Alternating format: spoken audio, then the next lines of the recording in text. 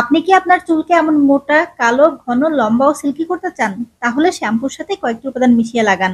মাথার চুল পড়া একদমই বন্ধ হয়ে যাবে। যদি আপনি চুল না কাটেন তাহলে দেখা যাবে আপনার চুল একদম পা পর্যন্ত লম্বা হয়ে যাবে। রুক্ষ সূক্ষ্ম খসখসে ড্যামেজ চুল একদম সফট এবং সিল্কি হয়ে যাবে।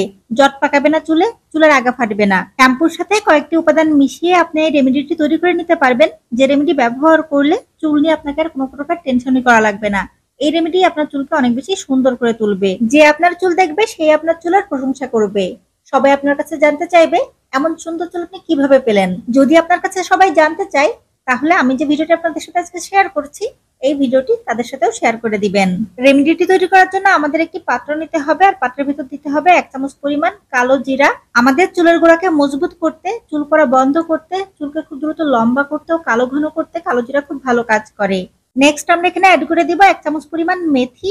মেথি আমাদের রুক্ষ সূক্ষ্ম খসখসে ড্যামেজ চুলকে সফট এবং সিল্কি করে, মাথার চুল পড়া একদমই বন্ধ করে দেয়, সাথে মাথায় নতুন করে চুল গজাতেও সাহায্য করে। এছাড়াও মেথি চুলকে অনেক বেশি ঘন করে। নেক্সট আমরা এখানে অ্যাড করে দিব কয়েকটি গোলমরিচ। এই গোলমরিচ কিন্তু আমাদের চুলের গোড়াকে মজবুত করতে সাহায্য করে আর আমাদের চুলকে অনেক বেশি স্ট্রং করে তোলে। এরপরে আমরা এখানে অ্যাড করে দিব পানি। 1 কাপ পরিমাণ পানি আমরা এখানে অ্যাড করে দিব। অ্যাড করে দেওয়ার পরে আমরা কিন্তু একটি ঢাকনা দিয়ে এটাকে ঢেকে রেখে দিব সারা রাতের জন্য। আমরা যে রেমেডি তৈরি করছি এই রেমেডি কিন্তু রাতে তৈরি করতে হবে আর পরদিন এটি ব্যবহার করতে হবে। পরের দিন আপনারা দেখতে পারবেন যে মেথি, কালো জিরা এবং গোলমরিচ ভেজানো যে পানি, এই পানিতে কিন্তু একটু ফেনা ফেনা তৈরি হয়ে যাবে। এই পানিটা ফার্মেন্টেড হয়ে যাবে। এই পানি অনেক বেশি পাওয়ারফুল হয়ে যাবে, যা আমাদের চুলের গোড়াকে মজবুত করবে, চুলকে খুব দ্রুত লম্বা করবে, চুলকে সফট এবং সিল্কি করবে। একটি ছাঁকনির সাহায্যে ছেঁকে আমরা পানি আলাদা করে নিব।